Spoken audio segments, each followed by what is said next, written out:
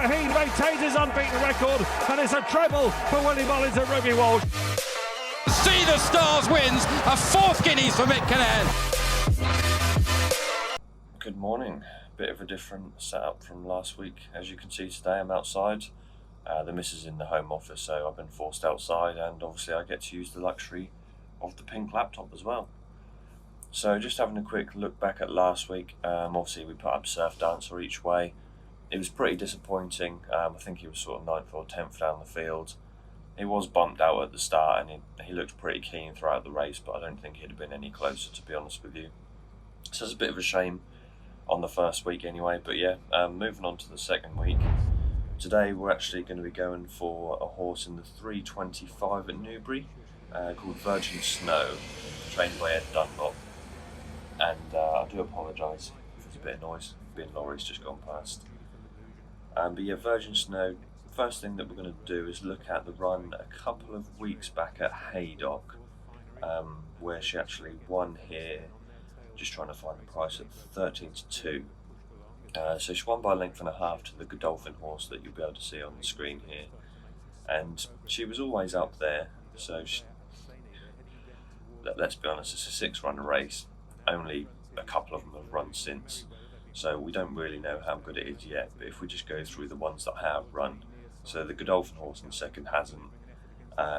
Rainbow Jet, the horse that came last, I mean, it's pretty futile to even mention because she was about 35-40 lengths back. It's come fourth at Newcastle since, I believe. The one interesting one is the third horse in this race, Made in Italy.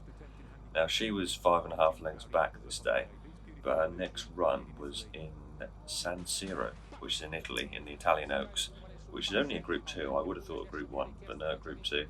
And she came third in that, so to move from that filly's handicap to third in, essentially the Italian equivalent of our Oaks, it's not a bad run, and it just tells that form could go on to be a little bit better than what we first thought.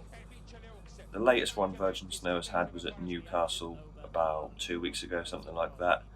Now this was a Group 3, but it was, a pretty poor Group 3 at that. There was only 5 runners, of which only a couple of them seemed in with a chance. This day I actually look around the white and green colours that came third, which was a pretty disappointing run, but the top 2 always looked to be clear, and Virgin Snow was right up there.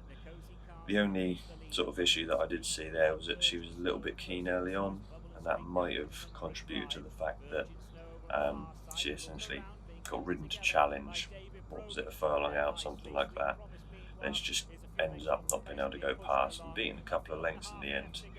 The William Haggas horse that beat her that day was not well found in the market, which we don't really know what to take from that, I suppose, because she hasn't run since either. But the one thing that does stand out to me this race that's going to be tomorrow is that she does get the filly's allowance for being a 3-year-old, which obviously it's a fairly sizable difference when a horse has only had 4 runs. She's only having to carry 8.5 instead of 9.2. There's only 3 horses in that race that do get the filly's allowance, and I think she's way clear of the other 2. One of them, the Lady G in that race, is rated 80.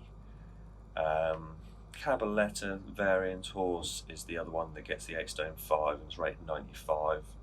But on the basis of things, I think Virgin Snow's got a lot more improvement in her. There's a couple of other interesting ones in the race. You've got Moll Davis, ridden by Harry Bentley this time around. She was unlucky a couple of times last year, and this season given a ride by Hayley Turner that was questionable, to say the least, when she looked like she was going to win on the all-weather.